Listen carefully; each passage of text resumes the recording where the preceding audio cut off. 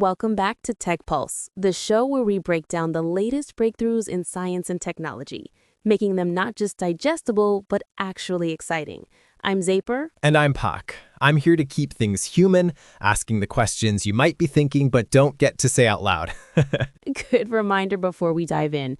Make sure to subscribe, drop a like, and share us with that one friend who's secretly into AI research but pretends it's too nerdy. Yeah, we see you. Exactly.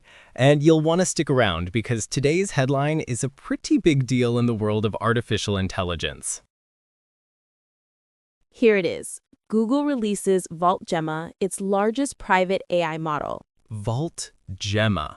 That already sounds like some kind of sci-fi weapon or a new Marvel villain. What's it actually about? Good question. It's not a villain, though depending on how you feel about AI, maybe it could be. VaultGemma is Google's new 1 billion parameter open source language model. The special thing?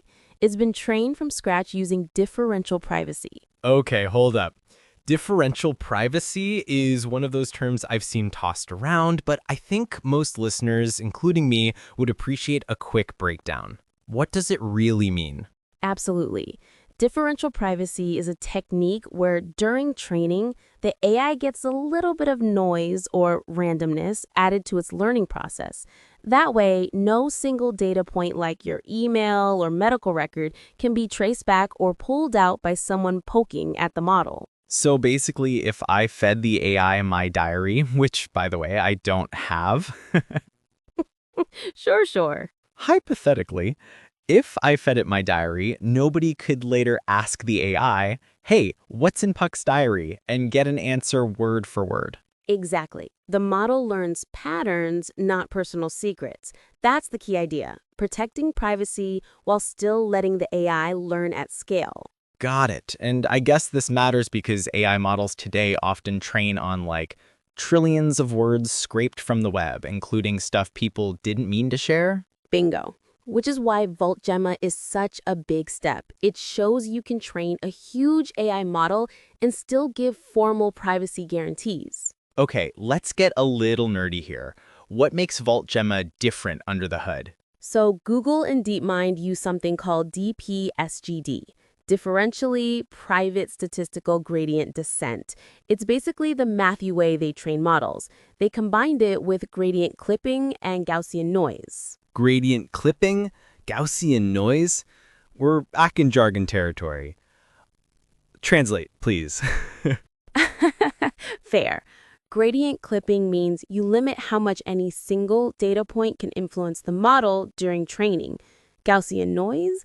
Think of it like sprinkling a little bit of randomness from a bell curve over the updates. So no single update is too revealing. Ah, like blending a smoothie so well that you can't tell which strawberry came from which farm. Perfect analogy.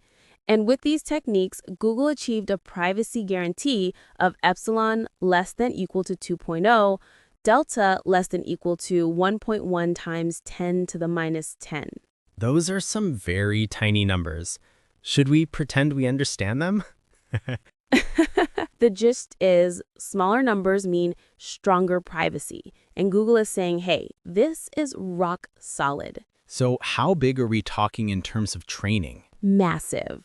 They trained VaultGemma on a data set of 13 trillion tokens, the same data used for Gemma 2. That includes web documents, code, scientific papers, mostly in English. 13 trillion. That's what, like every Reddit rant plus all the Stack Overflow answers ever written? Pretty close. And to handle it, they used 2048 TPU V6E chips. So not your average gaming laptop. Definitely not. Plus, they created new scaling laws specifically for private models, basically rules that predict how performance will change as you scale up, given the trade-offs between privacy, compute, and accuracy. So like a GPS for AI training, letting them know how much power to use without overshooting. Exactly. Okay, but let's be honest. If you're adding noise and clipping gradients, doesn't that hurt performance? It does. VaultGemma doesn't perform as well as cutting-edge non-private models. On benchmarks, it scores closer to where non-private models were 5 years ago. So like, if today's models are Teslas, VaultGemma's more like a really well-built 2018 Prius. Great comparison.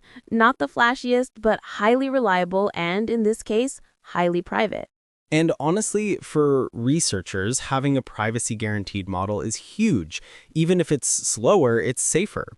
And here's the part I love. Google didn't just keep VaultGemma in their labs. They released the weights openly on Hugging Face and Kaggle.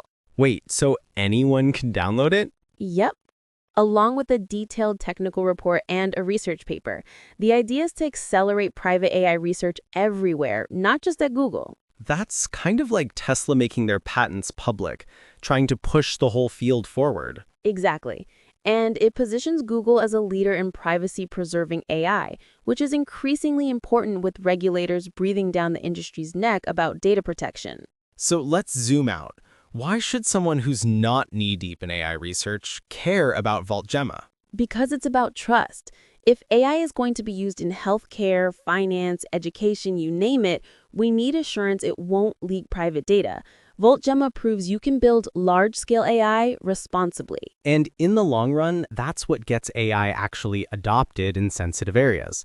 Nobody wants their medical history showing up in some chatbot's autocomplete. Exactly. VaultGemma isn't just an experiment, it's a signal of where AI development is heading. Safer, more accountable, and open. So to wrap it all up, Google's VaultGemma is the largest open-weight AI model trained with differential privacy.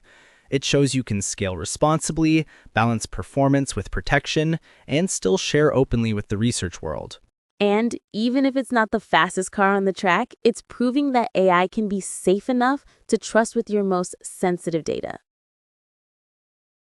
That's all for today's episode of Tech Pulse. If you enjoyed this, hit like, drop a comment, and of course, subscribe so you never miss a moment of the future. I'm Zaper. And I'm Puck.